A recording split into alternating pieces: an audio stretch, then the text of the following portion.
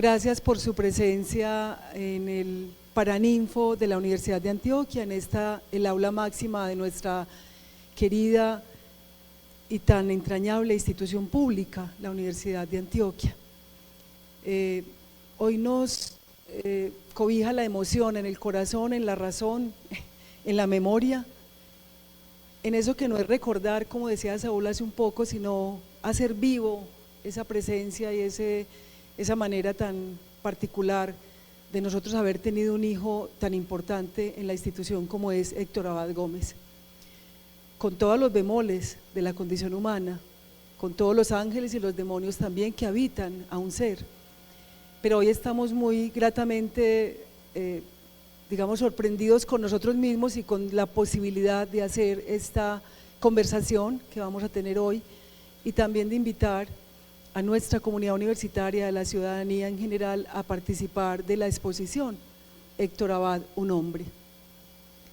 Antes del diálogo que vamos a tener hoy, que va a ser un diálogo muy especial donde los vamos a escuchar sobre todo a ellos y es lo más grato de esta mañana y lo más importante, quiero darle la palabra a nuestras directivas universitarias, en primer lugar al decano de la Facultad Nacional de Salud Pública, al profesor Edwin González.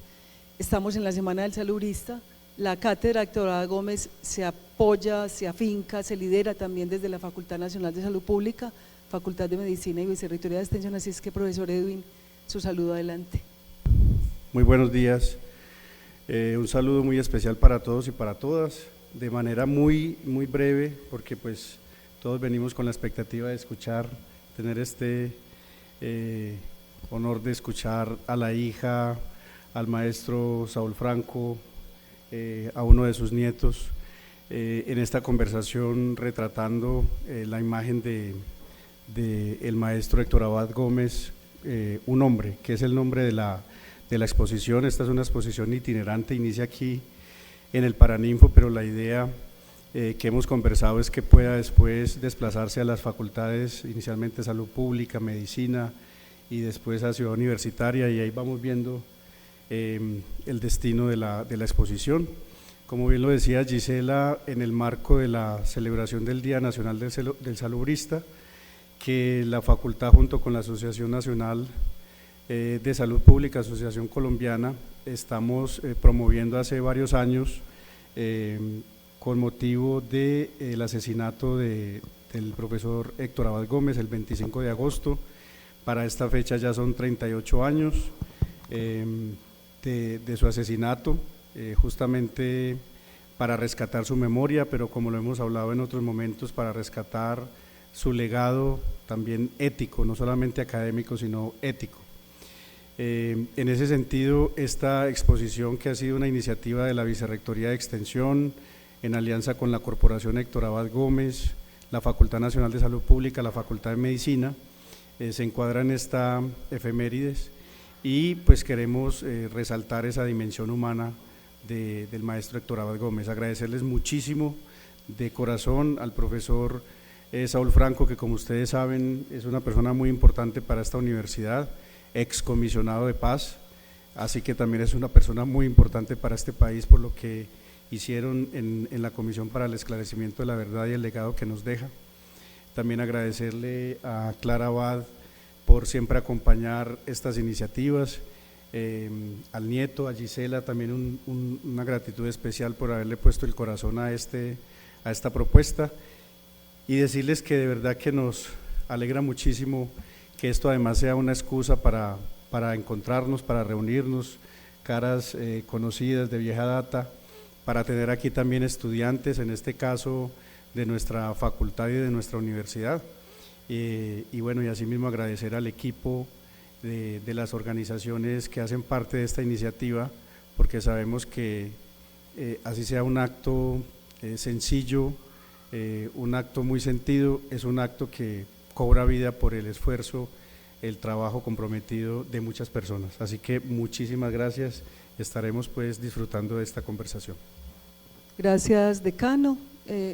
Doy la palabra a continuación al secretario general de nuestra universidad, el profesor David Hernández, que nos acompaña en esta mañana de hoy. Adelante. Muy buenos días para todos y todas. Estoy aquí en representación del señor rector de la Universidad de Antioquia, el profesor John Jairo Arboleda, quien tenía una agenda previa en el municipio de Turbo. Están revisando algunas de las estrategias de regionalización en Urabá y ya estaba definida esta fecha. En primer lugar, queremos agradecer de manera especial a la corporación, a las facultades y a la Vicerrectoría de Extensión como entidades aliadas para el desarrollo no solo de la actividad que hoy vamos a compartir, sino en general de toda la estrategia de conversaciones que se están dando alrededor de la salud y los asuntos sociales de nuestra universidad y de nuestra sociedad. En segunda instancia, recordar que el maestro Héctor Abad Gómez no solamente fue un referente en el área de la salud, sino que ha propiciado conversaciones y reflexiones en otros campos de conocimiento, y es importante que retomemos la invitación continua a las otras facultades, escuelas e institutos para que se integren a este espacio. Y quería cerrar ya para realmente escuchar lo que vinimos a escuchar, diciendo que en un recorrido inicial que tuve la oportunidad de hacer en la mañana a la exposición, me doy cuenta, y pensando en los estudiantes que se encuentran aquí presentes, que muchos de nosotros estábamos muy jóvenes cuando ocurrió el asesinato de Héctor Abad Gómez como maestro de alta referencia para nuestra sociedad, y que una de las características que ha tenido su legado es que ha sido ampliamente difundido a través de libros, eventos, conversaciones, películas, y que parte de la tarea que le corresponde a las futuras generaciones es encontrar todo el material, no solamente audiovisual y literario, sino también de la construcción de relaciones que él hizo para preservarlo a través del tiempo. Muchas de las personas que están o estamos en este tipo de espacios vamos pasando a través de los años, pero parte importante de lo que es la construcción cultural es cómo se tejen esos relatos a través del tiempo y continuarlos propagando. Entonces yo creo que la tarea que ustedes han emprendido desde las facultades, desde la corporación, es una tarea que no solamente alimenta el espíritu de los que estamos acá, sino que queda con el gran reto de alimentar el futuro. Y muy importante, decano, que usted haya invitado a sus estudiantes, y ojalá aquí en estos espacios que se hacen cada mes o cada determinado tiempo vengan más estudiantes para que puedan encontrarse con las voces que conocen ese pasado que nos determina, y que cada vez más escritores, productores de cine, generadores de contenido utilicen el legado de maestros como Héctor Abad Gómez para ayudar a construir una sociedad más equitativa. Muchísimas gracias y que les vaya muy bien en el evento. Muchas gracias, secretario. Como lo decíamos al comienzo, vamos a entrar en un viaje, en una conversación familiar, sosegada, cercana. Agradecer antes de entrar en esto a María Isabel Zuluaga, la profesora de la Facultad Nacional de Salud Pública, que hace parte de la cátedra, cuyo empeño y compromiso fue inmenso para llegar a este lugar, y como estamos con la exposición y con la Semana del Saludista. A Clara Abad también. Clara, gracias porque cediste de manera generosa imágenes, intimidad, orientación, nos diste un pulso y una capacidad como si fuéramos hermanos tuyos, y eso es de valorar, y de verdad que muchas gracias. Igualmente al decano de la Facultad Nacional de Salud Pública, porque pues todo el empeño, toda la convicción, las facilidades para que todo esto se hiciera, y por supuesto a Hernán Mira, nuestro coordinador de la cátedra, Héctor Abad, por el empeño en el legado del maestro Héctor Abad y los demás integrantes. Yo quiero aprovechar hoy que estamos con un nieto, o sea, una materia, un fruto de esa materia humana que está presente, otro fruto de la materia humana de Héctor Abad y de doña Cecilia y de los ancestros que también merecen nuestra memoria, Clara Abad, y otra familia extendida que es el amigo y el alumno Saúl Franco. Entonces comencemos por ahí, esa idea del hombre, esa idea del abuelo, esa idea del padre, esa idea del amigo, del profesor, ¿cómo era? ¿Qué pasaba ahí? ¿Qué relación se establecía? ¿Qué cosas quedaron ahí que, diría uno, están sedimentadas en la memoria y la puedo decir ahora de manera muy abierta? Yo creo que por dignidad empecemos con el nieto, ¿cierto? Que es muy importante como que la última generación nos hable de ese hombre que era Héctor Abad, porque es un hombre, y ustedes van a ver en la exposición que lo hicimos de manera muy intencional, y es que la primera imagen con la que abrimos es una imagen de él cuando estaba de 7 años. Cuando habíamos visto una foto de Héctor Abad de 7 años, yo jamás, pues, y con esa imagen tan bella del hombre que nació y que tenía estatura, que tenía un pueblo de donde era, que era Jericó, y está la foto tal cual de su tarjeta de identidad como ciudadano, como hombre. Entonces, Juan, contanos de ese abuelo y contanos de tu relación con ese gran hombre que te tocó vivir y que todavía yo sé que lo estás viviendo. Muchísimas gracias. Yo no esperaba ser el primero, pues, pero no hay ningún problema. Nos habían enseñado que de edad para los más chiquitos, pero bueno, vamos a arrancar por aquí. Yo hoy acepté venir a esto encantado porque yo de mi abuelo sé mucho del abuelo, no del profesor. Bueno, después hemos estudiado mucho después de todo lo que pasó, pero porque hoy veníamos a conversar o del abuelito, del papá, creo que de una cosa un poco más familiar, y ya ustedes nos dirán de qué más quieren conversar. Digamos que yo cuando estaba chiquito me imaginaba que todos los abuelos eran así de buenos y de queridos y de bacanes. Yo de mi abuelo me acuerdo, pues yo soy el nieto mayor, de la hija mayor de este abuelo, que también era el hijo mayor, con el cual compartí muchísimo tiempo. Creo que tuve un súper privilegio. Mi mamá y mi papá me dejaban en la casa de los abuelos con seguramente mucha frecuencia, lo que me acuerdo, y mi abuelo me enseñó las cosas que más, Pili, no llores que me hace llorar, de las cosas que a uno más le gustan en la vida. A mí, pues, me acuerdo que él me enseñó a montar a caballo. Montamos a caballo juntos muchísimas veces. Ellos tenían él y mi abuela Cecilia tenían una finca en Llano Grande, y allá a veces íbamos, y él tenía un vecino que le prestaba un caballo, y él sabía que lo que más me gustaba a mí era montar a caballo, entonces siempre le iba a pedir el caballo prestado y montábamos. Pero ya cuando estaba más grandecito fuimos a La Inés, una finca que seguramente todo el mundo ha oído de ella, y muy madrugados, allá ordeñaban las vacas, yo me despertaba muy temprano, iba y les llevaba leche.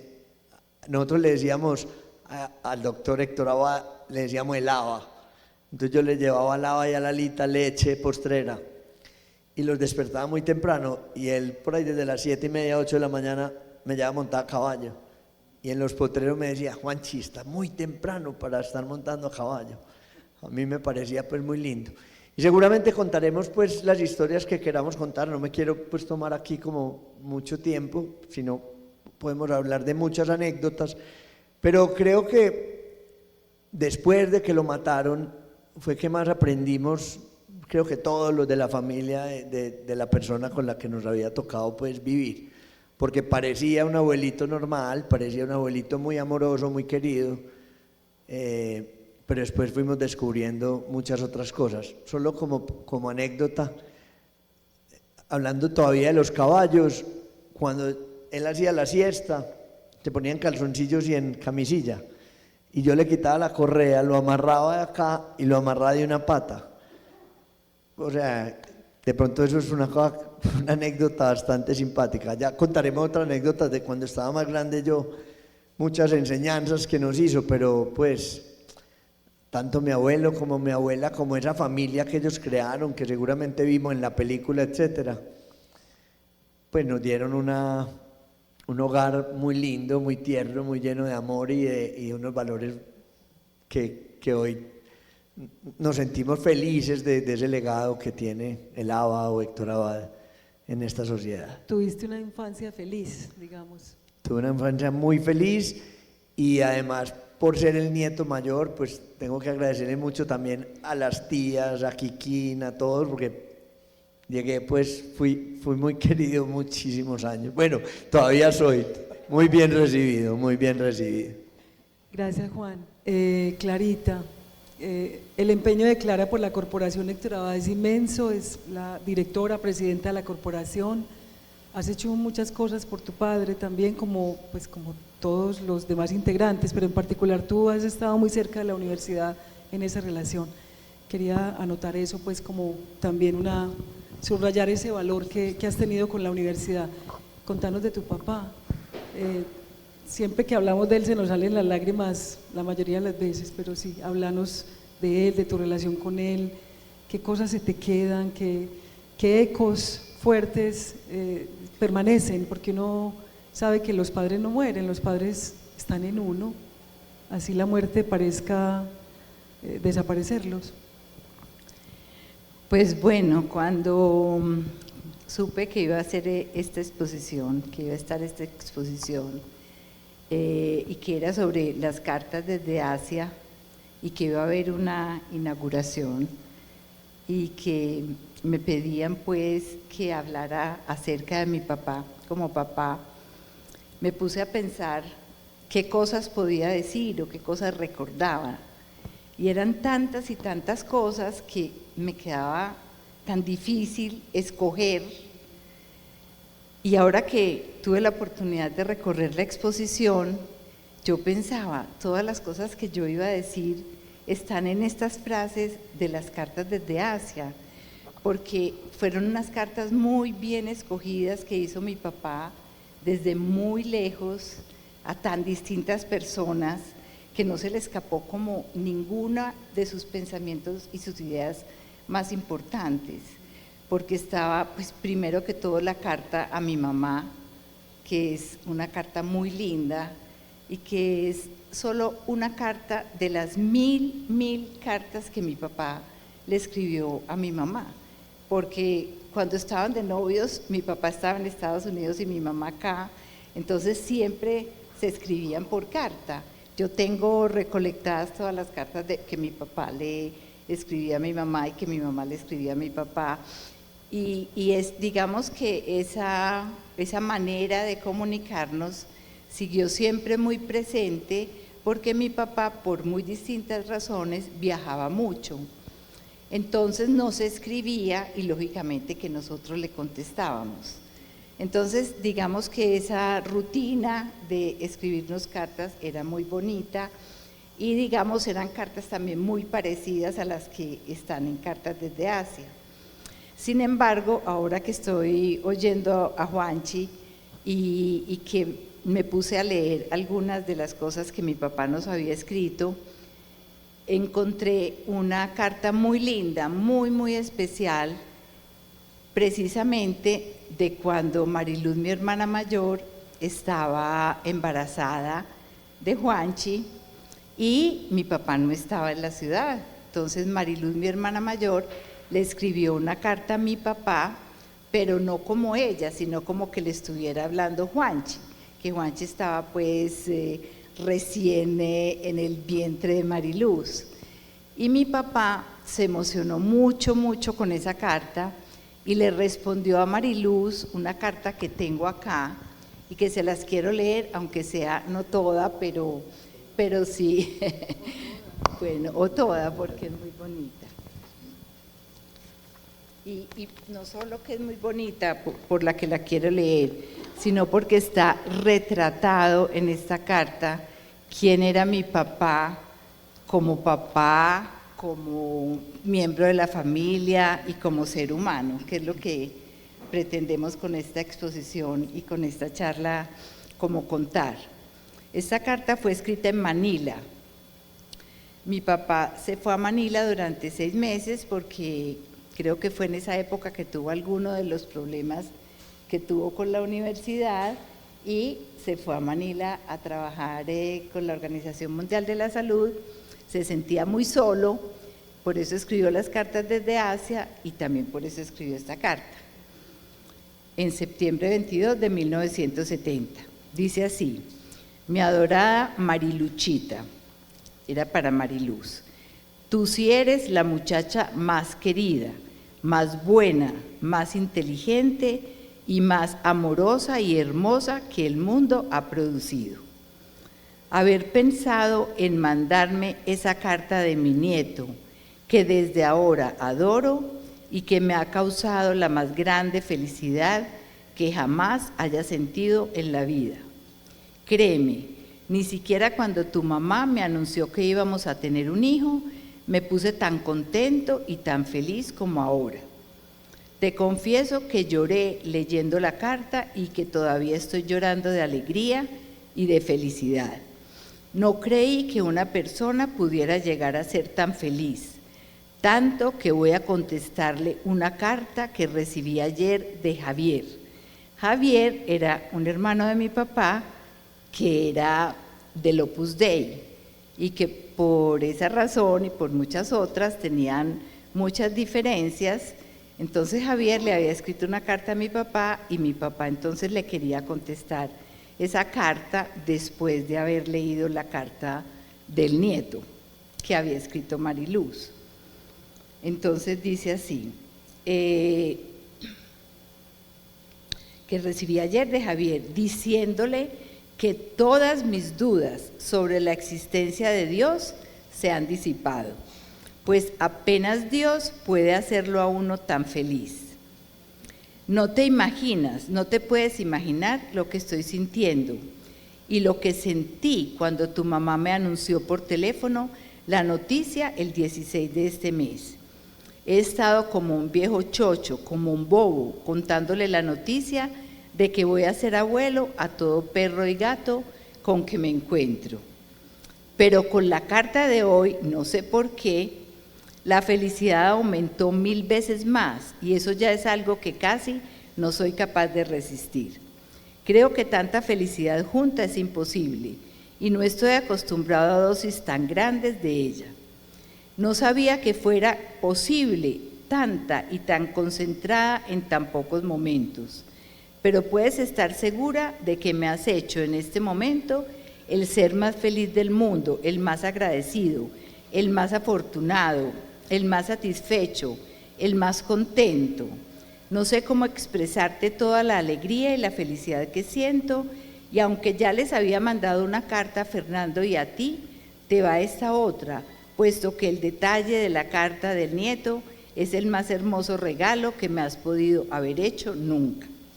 Yo no creí cuando me dijiste que cuando te llamé por teléfono en tu cumpleaños había sido el momento más feliz de tu vida. Pero ahora que estoy pasando por este momento de felicidad, con esa carta que tú escribiste por mi nieto, te creo y te digo que si tú si tú te pusiste contenta con mi llamada, yo me puse billones de veces más feliz, trillones y tetratrillones, como dicen Héctor Joaquín y Sol Beatriz, con esta carta que acabo de recibir. No creí que un papel pudiera traer tanta alegría y le doy gracias a Dios por ti, por Fernando, por tu mamá, por el doctor Gil, que va a ser el bisabuelo de tu niño, por doña Nelly, por don Joaquín, por mis padres, por doña Victoria y por todos nuestros antepasados que en sus momentos de amor hicieron posible que yo en este momento pudiera sentir tanta alegría, al que produjo la vida, al que hizo posible esta gran maravilla de la vida. Te adoro, mi amor, te adoro más de lo que tú te puedes imaginar. Entonces, ese era mi papá. En estas, pues, eso expresa perfectamente lo que era. Porque si yo voy a decir que mi papá era una persona muy sensible, muy especial, muy expresivo, pues no lo puedo decir tan bien como lo puede decir esta carta. Entonces, eso es de las cosas que más me recuerdan a mi papá. Sí, claro, gracias. Gracias por esa carta, que además está hecha en máquina de escribir. Se tecleó la emoción, el amor y la fuerza de un hombre como todos los hombres, de un ser humano como todos.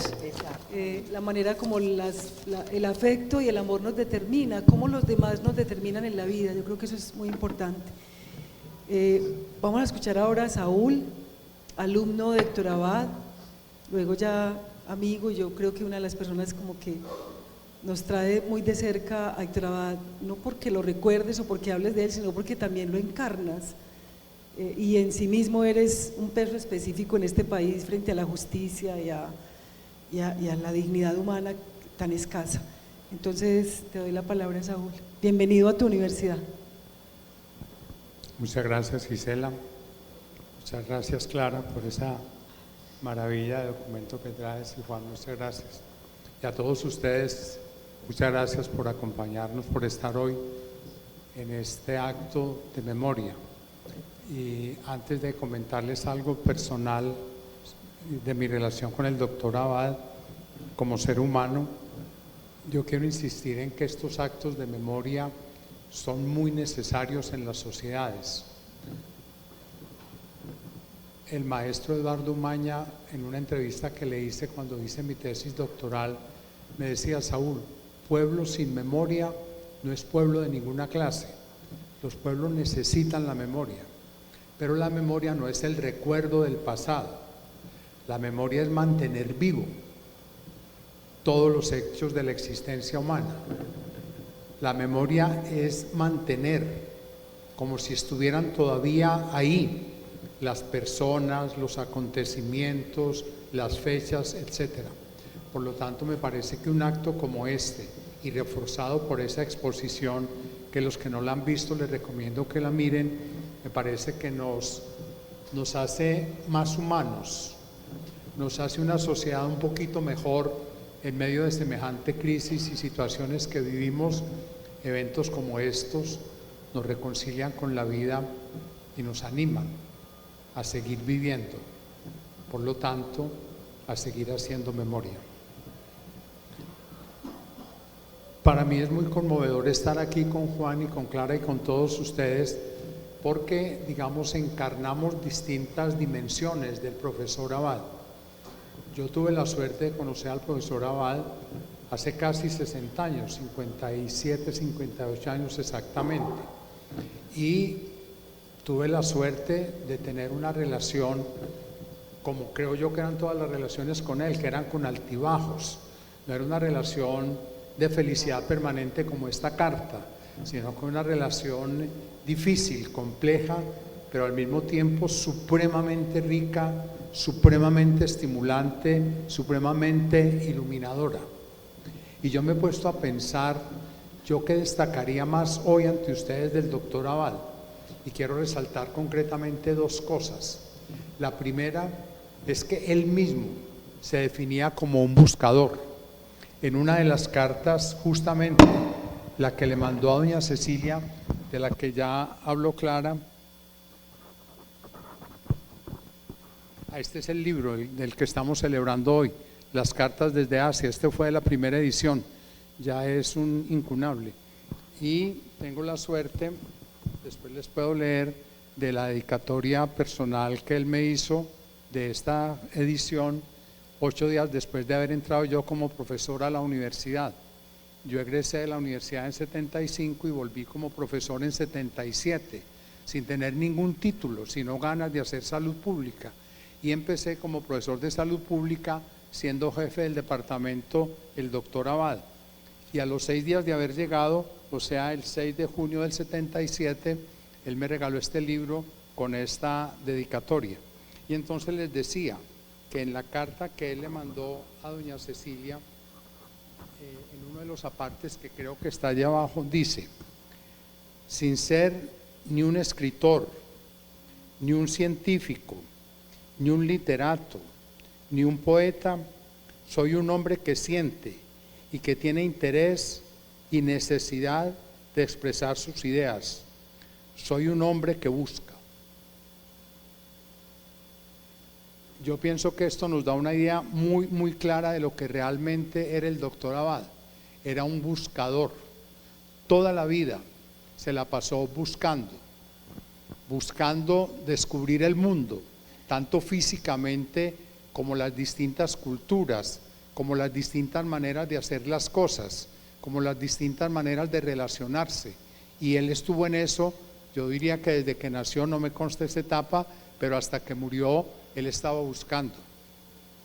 De hecho, cuando lo mataron, él estaba buscando tratar de ser alcalde de Medellín, porque él tenía esa obsesión de tratar de que la política fuera un espacio para construir bienestar colectivo. Y eso era lo que lo guiaba, no era un interés politiquero, ¿no?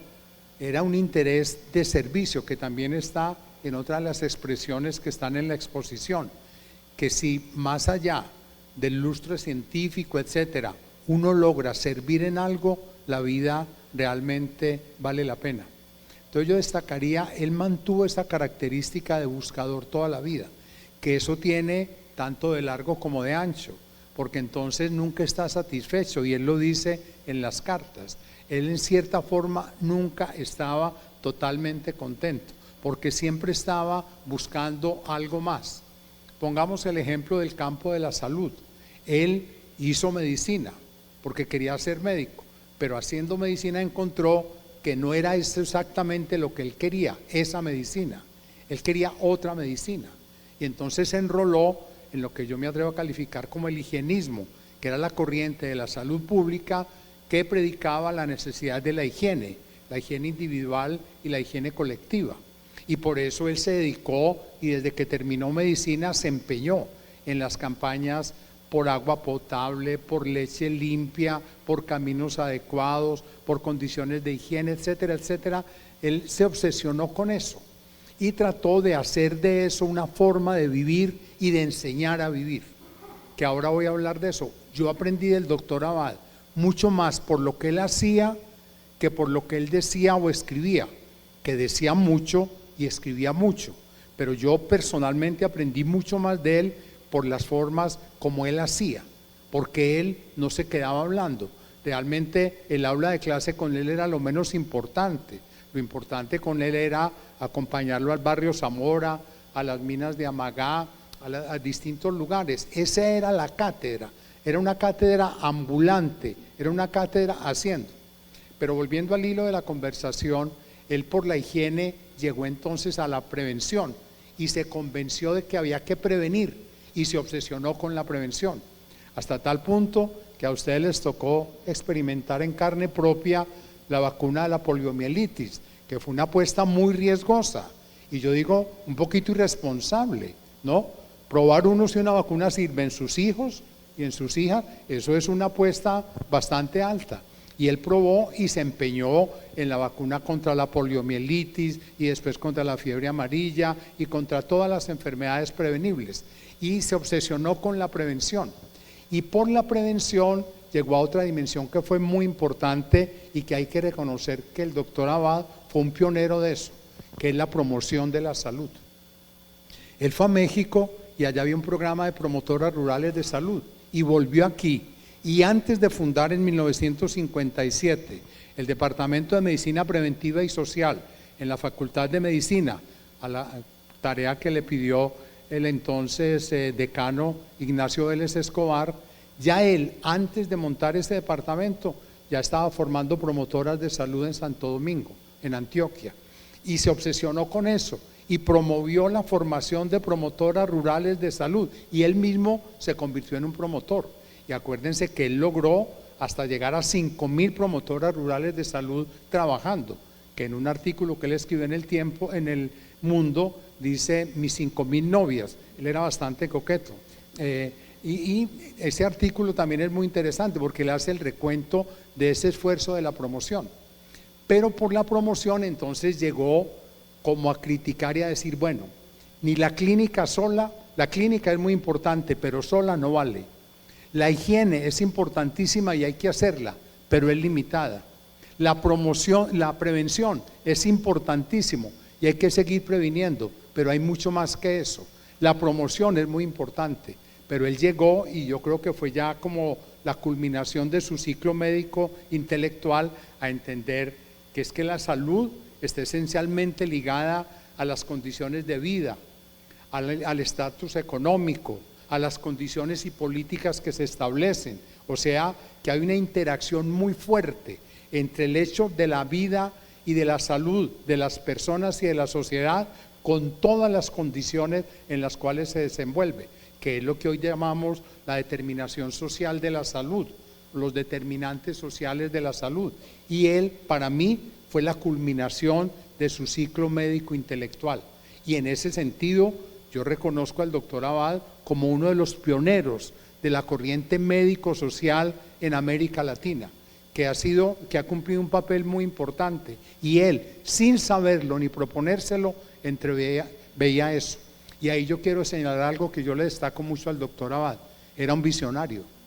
Él iba muchos pasos más allá que los demás, y a veces inclusive sin una base científica sólida, sino intuición. Yo creo que él tenía una intuición fantástica, y entonces intuía por dónde eran las cosas, cuál era la explicación final de las cosas.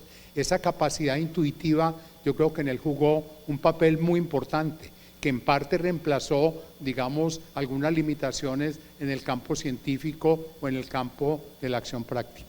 Y para no acaparar la palabra, quiero destacar la otra dimensión que quiero señalar del doctor Abad, que para mí fue esencialmente un sembrador. El doctor Abad se dedicó la vida a sembrar ideas, a sembrar hijos, con una fecundidad grande. Lo que yo no sabía es que esa fecundidad continúa. Acaba de tener 2 nuevos bisnietos. Suma ya, me contaba Clara, 17 bisnietos. O sea, es una siembra, una cosecha ya bastante generosa. Entonces, él se dedicó a sembrar, y a sembrar ideas, y a sembrar inquietudes. Pero yo quiero destacar, sobre todo, a sembrar dudas. Porque Abad no era de certezas, era de preguntas. Él enseñaba preguntando. Abad no enseñaba respuestas, enseñaba a preguntar. Y eso para mí es esencial en un buen maestro. Un gran maestro no es el que le da las cosas molidas a la gente, es el que enseña a pensar.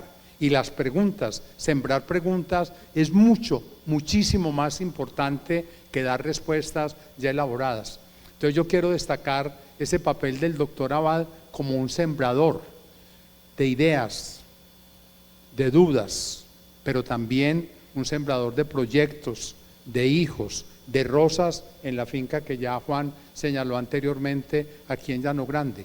Me parece que reconocerlo como sembrador es, yo diría, que tal vez de las características más importantes de él.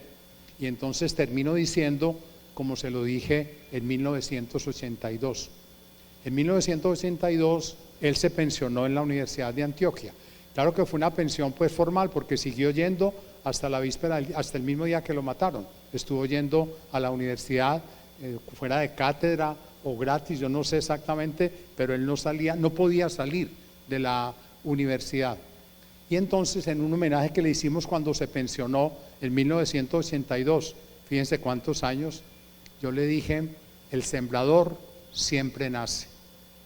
Y hoy estoy más que seguro de eso. En este mismo auditorio, en 2007, cuando conmemoramos 20 años del asesinato de él y de Leonardo y de Pedro Luis Valencia, yo dije, le volví a decir: el sembrador siempre nace.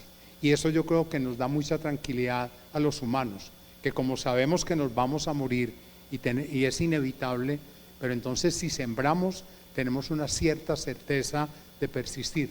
Yo los invito y las invito a que seamos sembradores y sembradoras de ideas, de afectos, de sentimientos, de dudas, de pasiones, pero también sembrar flores, árboles, porque en todo eso, y en los hijos y en los nietos y a los que les toque bisnietos, garantizamos que nunca vamos a morir del todo.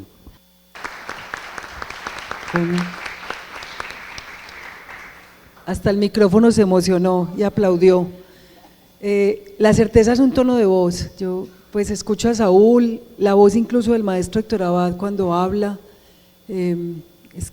son voces muy fuertes, y yo creo que no te debes ir sin leernos la dedicatoria de Cartas desde Asia que nos prometías, para que nos leas eso en pocos minutos. Pasemos a un video que traemos. Hay un video que queremos compartir con ustedes, que lo encontramos a propósito de esta charla, de este diálogo y de la exposición de hoy, que nos va a seguir para caminar a la segunda pregunta.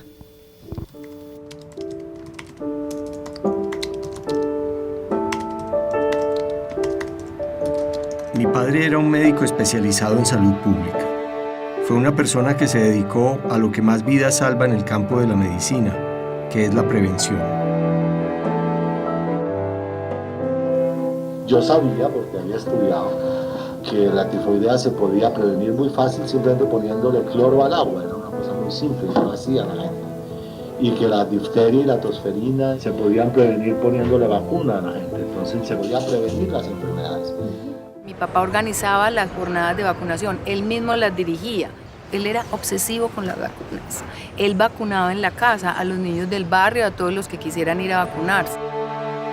Para mi papá, el médico tenía que investigar, entender las relaciones entre la situación económica y la salud, dejar de ser un brujo para convertirse en un activista social y en un científico. Lo criticaban porque decía que era un profesor que en vez de estar diciendo cosas, enseñando cosas, estaba todo el tiempo preguntando. Él no dictaba clase, él preguntaba clase. Y eso era encontrar un profesor que fuera capaz de hacer simbiosis con los alumnos. Y creo que el aporte más grande fue permitirnos soñar. Y yo empecé pues haciendo que los muchachos hicieran investigaciones en los barrios. Descubrimos una cosa muy obvia, que mientras más pobres eran, más se enfermaban. Yo enseñaba que había que hacer justicia social y que la economía tenía que ver con la enfermedad, como eran penas naturales.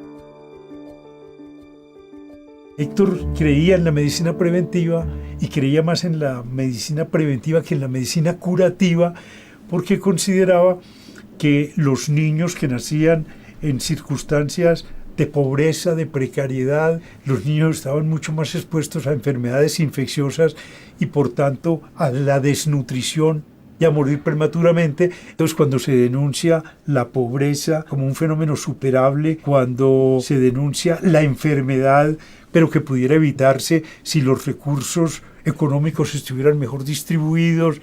Entonces, decir esas cosas que son de puro sentido común eran bastante peligrosas. No he querido nunca la violencia, no he propiciado nunca la violencia, no me ha gustado nunca la violencia. Yo soy médico, quiero la vida, quiero la salud y por lo tanto los derechos humanos que son a la libertad, a la justicia y a la paz. Hasta que entendamos que la vida es el más fundamental y elemental de todos los derechos humanos, debemos decir basta.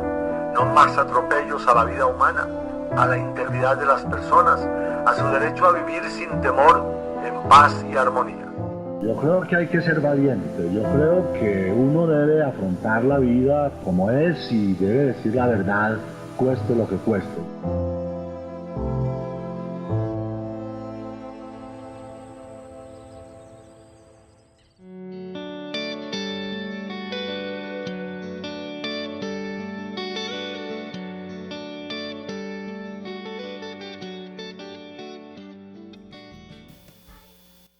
Bueno,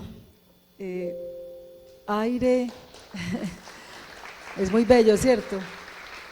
Nos gustó mucho, Clara, ¿te acuerdas? Que lo vimos y nos gustó mucho. Agua, aire, alimento, abrigo, amor. Lo decía el profesor Saúl ahora y es la intuición, ¿cierto?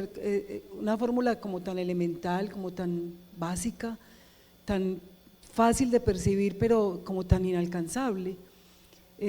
Y allí subyace, yo diría, una de las tesis, al menos para muchos de nosotros, como más esclarecedora de lo que significó de alguna manera esa búsqueda de ese gran buscador, defensor de los derechos humanos, salubrista, médico, un hombre íntegro y con muchos bemoles. ¿Cómo los atravesó a ustedes, al nieto, a la hija, al propio Saúl, esa tesis, esa manera de ver el mundo, esa forma arrojada, valiente también de enfrentar la hostilidad y el statu quo que finalmente pues, fue el que terminó haciéndolo desaparecer de la faz de la tierra? ¿Qué significa esa teoría, esa manera de pensar el mundo, que la casa se transformara en un centro de vacunación? todo lo que pasa alrededor de eso, cómo los ha atravesado a ustedes, cómo los ha influido y cómo destacamos que ese asunto de la violencia es, sin lugar a dudas, un problema fundamental de salud pública, que yo creo que él lo instala muy claramente ahí. Bueno, yo voy a tratar de contestar eso, pero voy a aprovechar como el comentario de Saúl, que me hizo reflexionar mucho sobre esa familia, y de pronto yo soy el mayor de los menores de una familia que, como bien dijo Saúl, él ayudó a sembrar mucho. Nosotros somos los hijos y nietos del ABA, voy a seguir diciendo yo, ya sabemos que es el doctor Abad o el profesor, pero yo voy a seguir con el ABA. Unas personas que andamos como por el mundo sembrando o tratando de contar unas enseñanzas bastante distintas a los que los amigos de uno están hablando. Y es que él nos sembró muchas dudas siempre nos sembró, más que conceptos claros, dudas. Y pues en estos últimos, no sé, 20 o 30 años que ha pasado este país, hemos estado en muchos sentidos políticos, y no es el tema pues que vamos a hablar, pero casi que todos los nietos tenemos una posición de siempre tratar como de ver la vida como depende. Y voy a contar un par de anécdotas muy sencillas, pero que no creo que sean muy comunes de un abuelo. Yo cuando tenía por ahí 16 años, con 5 o 6 amigos, nos fuimos, nos tomamos unos tragos, hicimos una súper irresponsabilidad y nos robamos un par de teléfonos públicos. Y llegamos a dormir a la finca, a esa misma finca, y guardamos y escondimos los teléfonos. Yo pues les dije a los otros que eso no lo deberíamos hacer, pero me dejé convencer de hacerlo. Y cuando fuimos a almorzar, mi mamá, mi papá, todas las tías y él se dieron todos cuenta que nosotros habíamos hecho eso. Además de los regaños y un mundo de cosas, para no alargar la conversación, él tenía una metodología como de enseñar muy distinta. Claro, nos castigaron y nos hicieron todo lo que se debe hacer, pero al año o a los 2 años yo lo llamé a pedirle el favor de que me ayudara a escribir un cuento para el colegio. Y me dijo, claro, vente para la casa y escribimos el cuento. Y yo llegué a la casa de mi abuelito normal, es que para mí no era el profesor que es para todos ustedes, sino el abuelito normal, que mi mamá decía que sabía escribir muy bien, entonces me iba a ayudar. Y me vamos a escribir un cuento sobre un niño de una clase alta muy buena, que tenía carro y se fue y se robó unos teléfonos públicos, pero a la vez hubo una señora que el hijo tenía una enfermedad, le dio una apendicitis y fue al teléfono público y no pudo llamar, y fue caminando hasta otro teléfono público que quedaba a 1 hora caminando y tampoco pudo llamar, y el niño se murió. Yo le decía, no, pero ¿cómo vamos a escribir? No, o sea, no soy capaz de escribir el cuento. Pues así eran ese fue el cuento que yo tuve que escribir, pues porque la verdad no lo quería escribir, pero ese fue el cuento que escribí para entregar en el colegio en 5º bachillerato, bueno, en esa época decía bachillerato.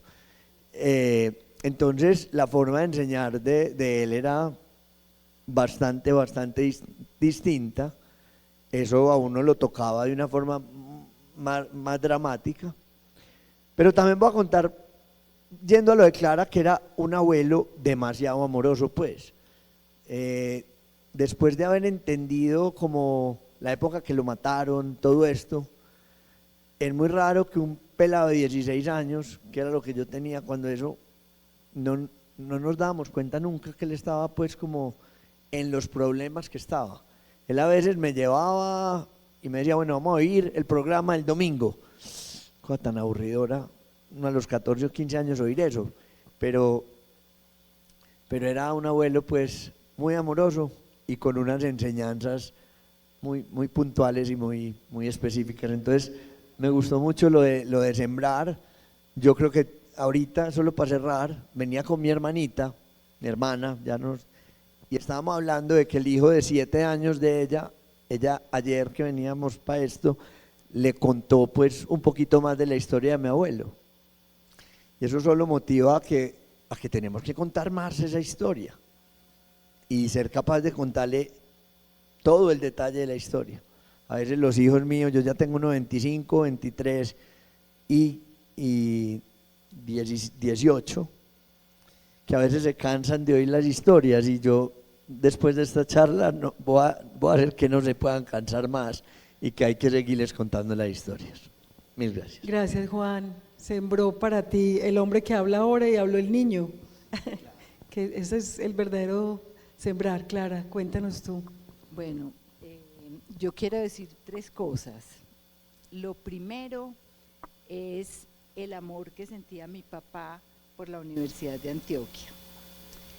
Yo estoy más que agradecida con la universidad por todo lo que hizo de mi papá y por mi papá, pero sobre todo por lo que ha hecho después de la muerte de mi papá. Porque si alguien si alguno o alguna institución ha hecho trabajo por conservar el legado y la memoria de mi papá, ha sido la Universidad de Antioquia. Tanto la Rectoría como la Facultad de Medicina y la Facultad de Salud Pública, y ahora Gisela en este centro cultural, y todos unidos, y ni se diga de Hernán Mira con la cátedra. Entonces yo creo que el amor que sentía mi papá tenía toda la razón de sentirlo. Nada menos antier estaba yo en el carro y me llamó una amiga y me dijo: Clara, ¿cómo te parece que acabo de oír en la emisora de la universidad el himno de la universidad? Y yo me lo sé todo, me lo sé absolutamente todo. Me acuerdo a tu papá enseñándonos todas sentadas, chiquitas, enseñándonos a todas con esa paciencia y con ese amor el himno de la universidad. Y era una amiga mía y yo ni siquiera me acordaba pues que ella también se lo había aprendido, pero nosotros todos nos aprendimos ese himno y cuando lo oímos nos da una emoción muy grande. Entonces pues les quería agradecer y les quería contar eso. Lo otro que quería decir era que pues yo admiraba mucho a mi papá por esa convicción tan grande que tenía de que la vida tenía que tener un sentido y un propósito, o si no, no valía la pena vivirla. Pero era una convicción tan grande que a mí me parecía como normal. Pero después, cuando uno va conociendo más gente, más grupos, más personas, y le preguntan a uno: pero tu papá, ¿por qué se exponía tanto? ¿Qué necesidad tenía de exponerse? No, es que no tenía necesidad de exponerse. Lo que tenía necesidad era de seguir su propósito en la vida, que él lo tenía muy claro.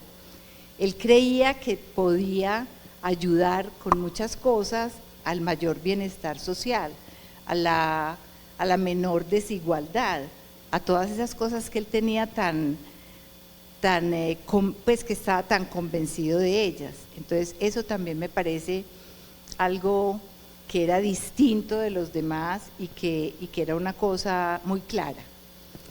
Y la otra cosa era lo que tú preguntabas ahora, que cómo nos había influenciado a nosotros todas estas cosas que Saúl decía y que se han dicho sobre mi papá, y es que mi papá era uno solo.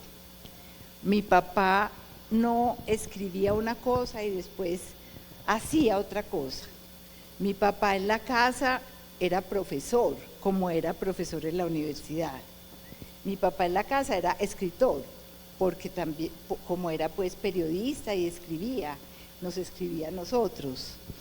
Mi papá también era médico, mi papá era periodista, era todas esas cosas que fue, era defensor de los derechos humanos, pero también en la casa nos explicaba por qué era defensor de los derechos humanos y qué importancia tenía eso. Entonces a mí me parece que mi papá era un ser muy íntegro porque era muy coherente y nos enseñó eso que me parece fundamental en la vida. Esas tres cosas las quería decir porque me parecen importantes y me parecen muy bonitas. Empiezo por lo que tú señalas, Clara. El doctor Abad era un universitario esencial.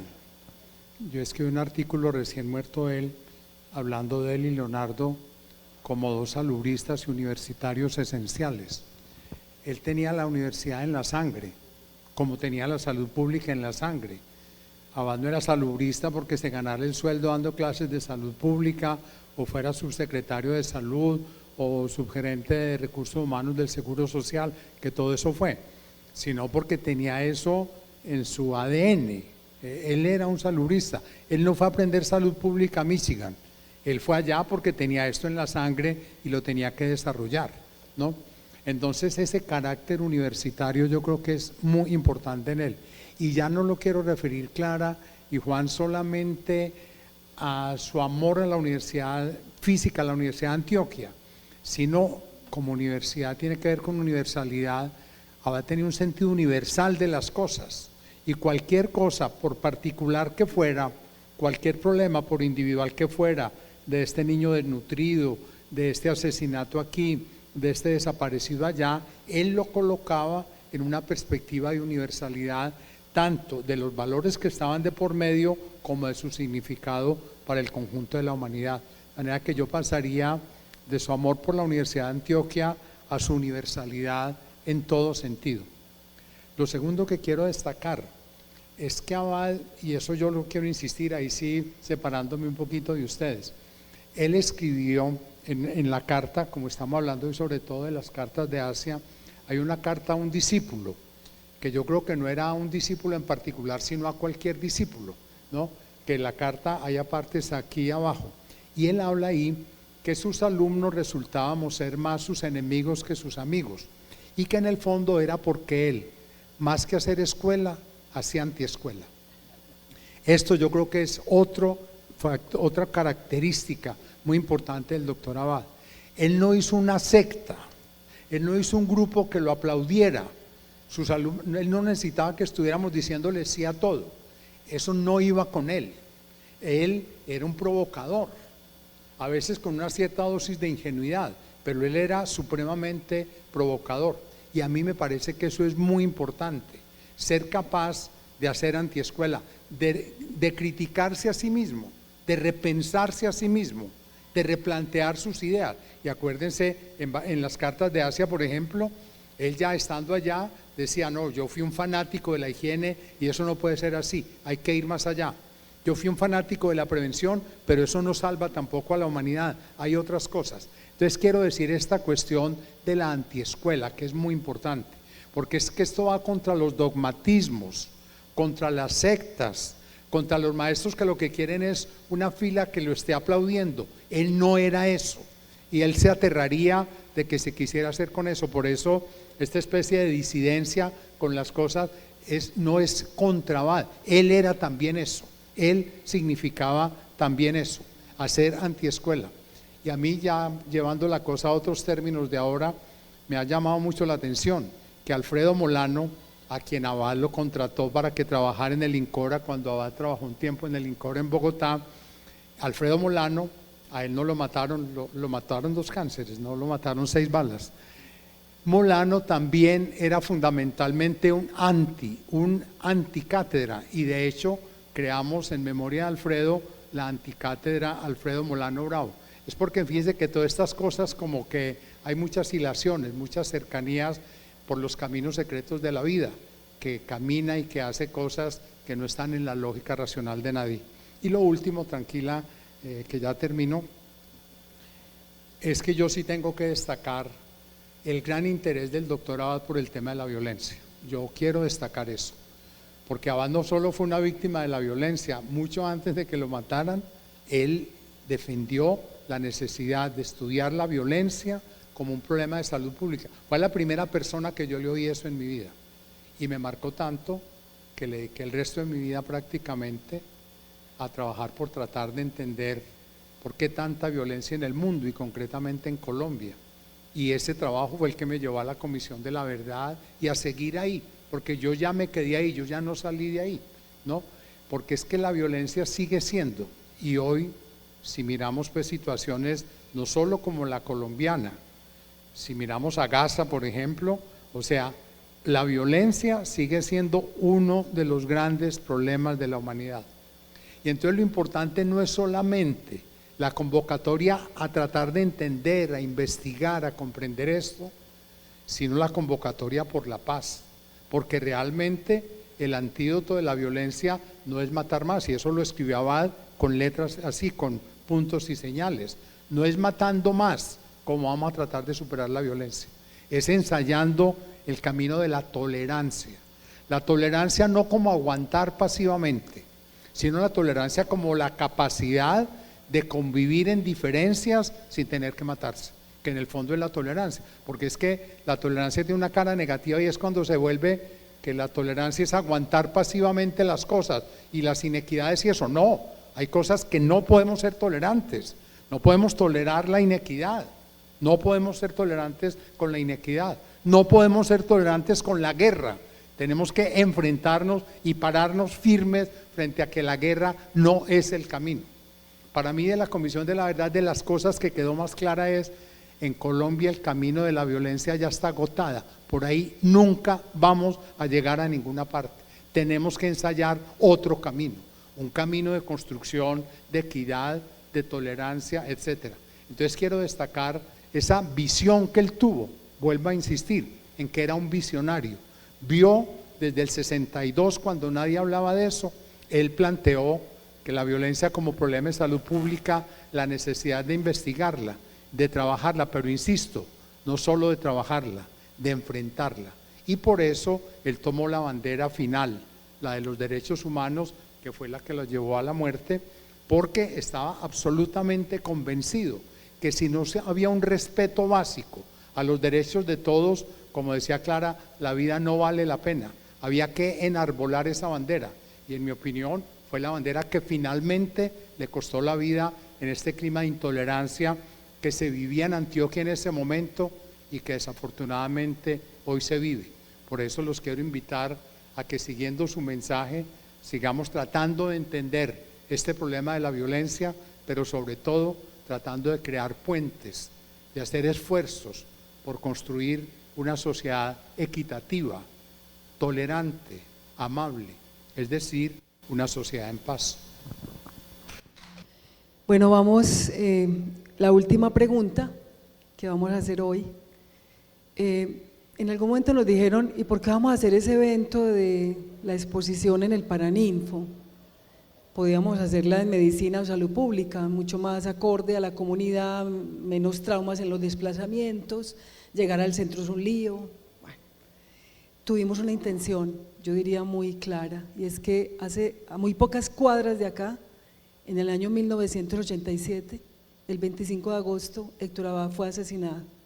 Y fue asesinado cuando estaba en compañía de Leonardo Betancourt, asistiendo al sepelio de Felipe Vélez, que era presidente de ADIDA, de la Asociación de Institutores de Antioquia. Días antes había sido asesinado Pedro Luis Valencia, el parlamentario. Por esa época que lo matan a él, también matan a Luis Fernando Vélez Vélez, nuestro ilustre secretario general, abogado, que además era también un hombre de una materia escasa. Ese hombre libertario, ese defensor de derechos humanos, ese presidente de la Asociación de Profesores, creador además de la Asociación de Profesores de la Universidad de Antioquia, quien nos enseñó la medicina pública extramuros, la universidad por fuera de sus mallas, yendo a los lugares, ejerció, yo diría, con mucha fuerza el concepto no de la solidaridad escueta o a veces un poco reducida, sino de la fraternidad en un sentido amplio, muy abierta, ese sentido del otro, esa condición de ponerse en el lugar del otro y sobre todo de los más desprotegidos de esta sociedad. Quiero invitarlos a lo siguiente para cerrar y darle la palabra a Andrés, que en unos minutos muy breves nos va a contar de la exposición para que la apreciemos y la visitemos enseguida. Supongamos o hagámoslo real. Héctor Abad Gómez acaba de entrar a este Paraninfo. Está aquí y entró. Se paró al lado nuestro y está con todos nosotros. Héctor Abad está aquí y debemos decirle algo a él porque está presente. ¿Qué le diríamos a Héctor Abad si está aquí con nosotros y acaba de entrar a este Paraninfo? Esta vez en otro orden. Sí, esta vez en otro orden. Clara, te tocó. A ver, pues yo le diría que muchas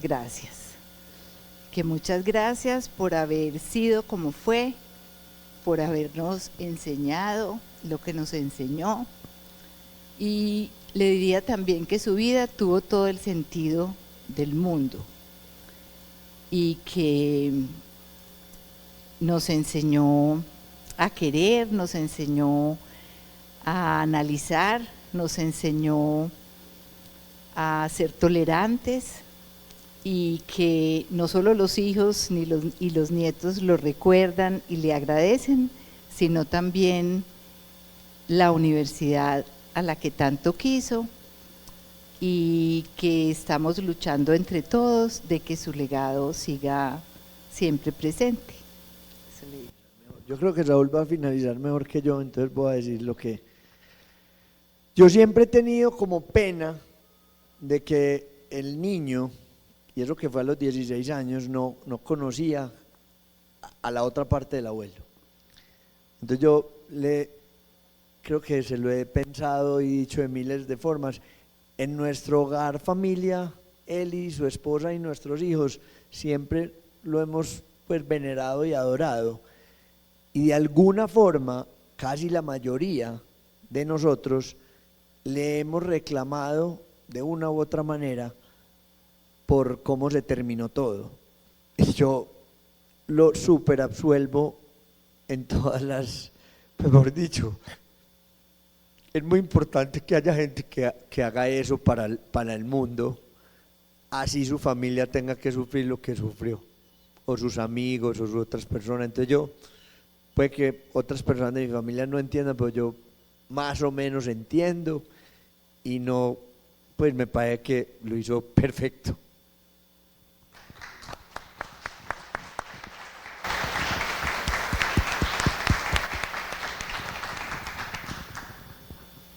Antes de contestar, como tú dijiste ahora que hiciéramos de cuenta que el doctorado estaba entrando, para mí esto es muy doloroso porque lo último que yo vi del doctor Abad antes de tenerme que ir al exilio fue su ataúd, y fue aquí en el primer piso, porque en ese tiempo estaba cerrado el Paraninfo, entonces el velorio de él fue allá en el primer piso, en ese salón, y yo vine al velorio irresponsablemente, porque me habían dicho que no podía salir, que seguía en la lista, y yo vine y no me dejaron, los amigos me sacaron, montaron a un carro y me fui al exilio de 5 años. Entonces para mí eso de que él entre, cuando aquí fue donde yo lo vi salir, no me tocó ver cuando salieron con el ataúd, pero estuve visitando su ataúd aquí. Son muchas presencias y con muchos significados. Y finalmente, respondiendo tu pregunta en 2 palabras, comparto la de Clara. Lo primero que yo le diría es: gracias, profesor. Sería lo primero que yo le diría. Gracias por todo, incluyendo sus contradicciones y sus altibajos y todo. Gracias porque fue un maestro en el sentido real, como lo dijimos ahora, de enseñar no teorías pues en abstracto, sino esa forma que ya tanto la familia como los que lo tuvimos de maestro aprendimos. Entonces yo lo primero que le diría sería muchas gracias. Y lo segundo, lo que dije en este mismo auditorio el 25 de agosto de 2007, y entonces terminé diciendo: y tranquilos, que Él, intensamente vivo, nos seguirá acompañando y enseñando, porque el sembrador siempre nace. Invito a Andrés Alzate, es el historiador, curador de la exposición que vamos a ver hoy. Ya te doy la palabra para que cerremos. Y luego, de manera colectiva y como una especie de comunión, vamos a cerrar con un poema del maestro Héctor Abad. Es un poema de Borges, pero que lo dice en su voz, que se llama Gratitud, para que cerremos este diálogo de hoy. Buenos días, bueno, buenas tardes, ya es pasado el mediodía. Comentar un poco sobre la exposición y aclarar que no es una exposición sobre cartas desde Asia, es sobre todo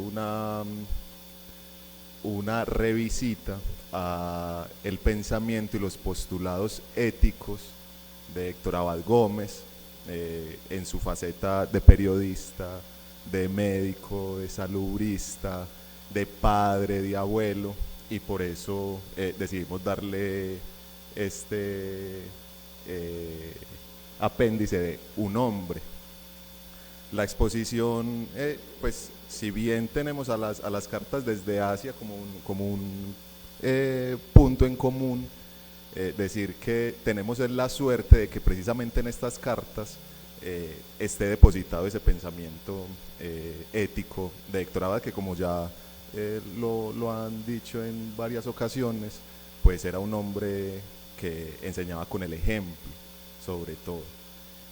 Agradecer también pues que tuvo esa distancia forzosa, pero también pudo tener el reposo de trasladar aquí en este método que es el epistolar, que es el de las cartas, y poder llegar con esa sencillez y con la vigencia que tienen estos postulados, porque el hecho de traerlos ahora, como decían ahorita, de mantener viva la memoria, como si estuviese aquí, es precisamente porque la vigencia que tienen es de un hombre que supo entenderse en medio de un mundo hostil, en medio de un mundo complejo, pero que se entendió como parte de una sociedad mucho más amplia, una sociedad global en la que existían distintos seres, tanto los humanos como los no humanos, es decir, como los animales, los vegetales y demás.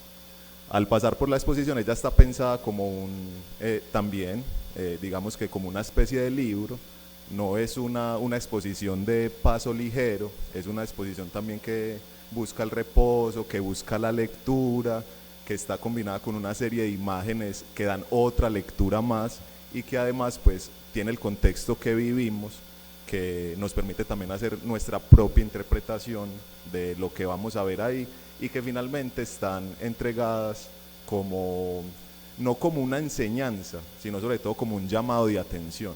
Es un llamado de atención a entendernos con otras personas, a entender el mundo que habitamos, a tener también ese reposo y ese sosiego de sabernos contradictorios, pero de no darle más fuerza a lo que nos hace daño, que finalmente, como lo decía Héctor Abad, si cada uno de nosotros dedicara su vida a ser feliz a una persona más, todo el mundo sería feliz. Nada, muchas gracias por estar acá, los esperamos ahorita aquí en el corredor lateral del Paraninfo y va a estar hasta el 30 de septiembre y luego va a tener una itinerancia por la Facultad Nacional de Salud Pública, por el Parque de la Vida, por la Biblioteca de la Universidad de Antioquia, que con el tiempo iremos dando los avisos pertinentes. Agradecer a la cátedra Héctor Abad Gómez, un agradecimiento especial a Clara y a la Corporación Héctor Abad Gómez con el apoyo con las fotografías, con la curaduría, con algunos consejos y algunos mensajes, y pues a la Universidad de Antioquia, que permite que esto sea posible, no solo la exposición ahí, sino este momento de comunión con todos ustedes. Gracias, Andrés. Bueno, vamos, antes vas a decir algo y vamos a cerrar con gratitud. Si quieres, acércate acá para… Bueno, ¿cómo estás? Gracias. He pedido la palabra para destacar una faceta de nuestro querido doctor Héctor Abad Gómez, nuestro maestro, que no ha sido mencionada.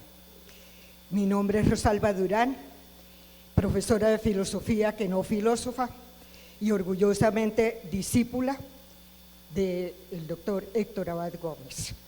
Quiero destacar su labor gremial, su labor como dirigente gremial. Yo era una joven estudiante y no puedo decir exactamente, pero él fue uno de los fundadores de la Asociación de Profesores de la Universidad de Antioquia y fue uno de los líderes profesorales cuando era estudiante del movimiento universitario en contra de una de las primeras reformas de esa década de 1970, que fue la reforma propuesta desafortunadamente por un posible presidente frustrado que fue, hasta donde tengo la memoria, el ministro más joven de educación de esta noble república, Luis Carlos Galán. Entonces ya me corregirán quienes tengan más conocimiento sobre las fechas, pero esos años, 74, 75 y 76, el doctor Abad estaba en la junta directiva de la Asociación de Profesores, creo que por primera vez como presidente de la asociación, ya me corregirán las personas mayores que yo, ya a estas alturas, y que tengan mejor conocimiento de esa historia, porque yo era todavía estudiante.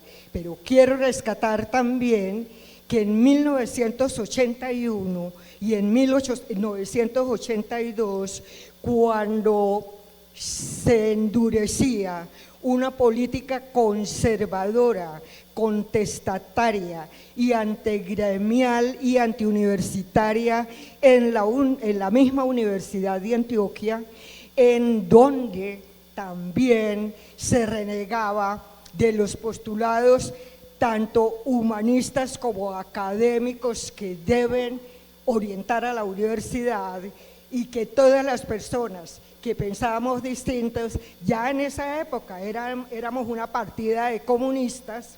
El doctor Héctor Abad Gómez encabezó una junta, una lista, y llegó durante los años 1981 y 1982 como presidente de la Asociación de Profesores de la Universidad de Antioquia. Y esas dos juntas, unas juntas de lujo, unas juntas en donde el presidente era el doctor Héctor Abad Gómez, el vicepresidente nada más ni nada menos que Carlos Gaviria Díaz, de secretario estaba el doctor Luis Fernando Vélez, también que lo llevamos en el corazón, porque el 17 de diciembre del mismo año también fue asesinado. El representante del Consejo Superior en ese momento era Leonardo Betancourt Taborda. Sí. Qué historia, ¿no? Qué historia para la gente joven que vemos aquí. Y en el año 81 y en el año 82 ellos encabezaron esa junta directiva en donde voy a destacar las supervivientes mujeres, que seguimos siendo no las de entonces, sí las mismas y de pronto mejores, que son la profesora María Victoria Alzate de Química, la profesora Dora Elena Tamayo, desafortunadamente tenemos que decir, viuda de Hernán Delgado, otro asesinado en este país de sangre y de violencia, y mi persona.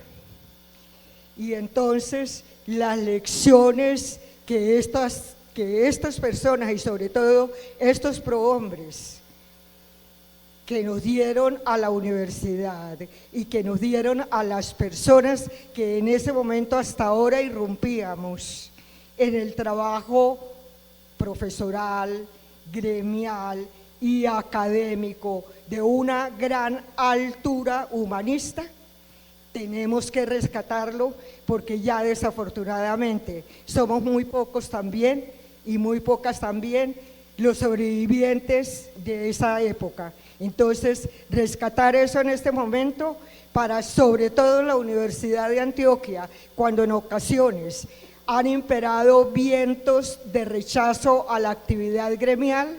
Recordemos que siempre tuvimos maestros que nos enseñaron cómo se puede conciliar la academia con el compromiso político, y ya harto lo ha dicho el profesor Saúl Franco y Clara en sus intervenciones. Muchas gracias. Gracias, profe.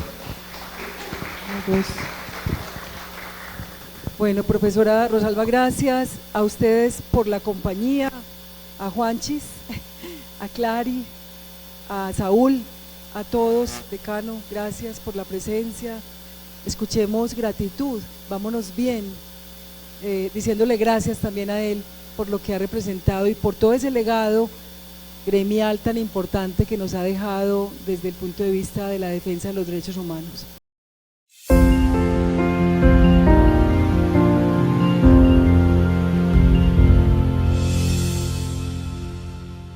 Gratitudes. Cuántas hermosas cosas. Los confines de la aurora del Ganges, la secreta alondra de la noche de Julieta.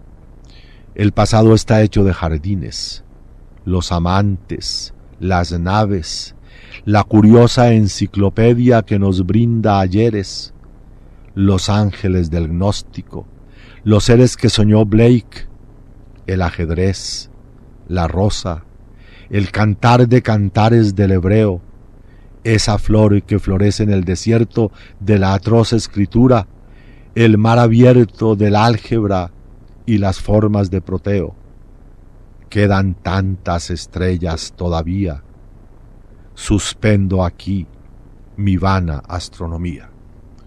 Quien sembraba rosas merecía morir de viejo. Muchas gracias.